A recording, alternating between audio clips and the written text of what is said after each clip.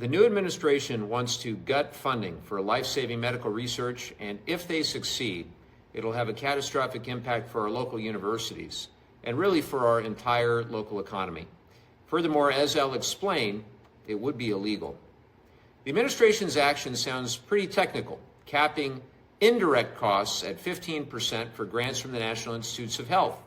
But here's what it really means. Slower progress towards cures for cancer, Alzheimer's, ALS, diabetes, and other deadly diseases. As I'm sure you know if you're from our area, UC San Diego and UC Irvine are global leaders in medical research, and they would stand to lose hundreds of millions in funding if these cuts go through. As opposed to direct funds, which pay researchers directly, these so-called indirect costs are what keep the labs running. Things like lab security, safety measures, equipment, and facilities costs.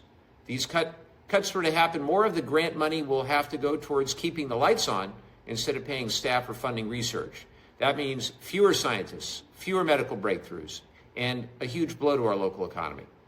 The Trump administration claims private foundation grants don't cover overhead costs, but that's false. Foundations build overhead costs into the grant itself, and federal research really should be treated the same way.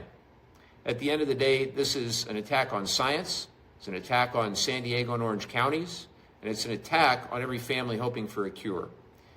Now, back to that illegal part. You should know that in 2018, Congress enacted a provision that has been included annually in appropriations bills ever since that explicitly prohibits any administration from making these sorts of changes. In other words, Congress has specifically banned these types of cuts, but the new administration is ignoring that law completely.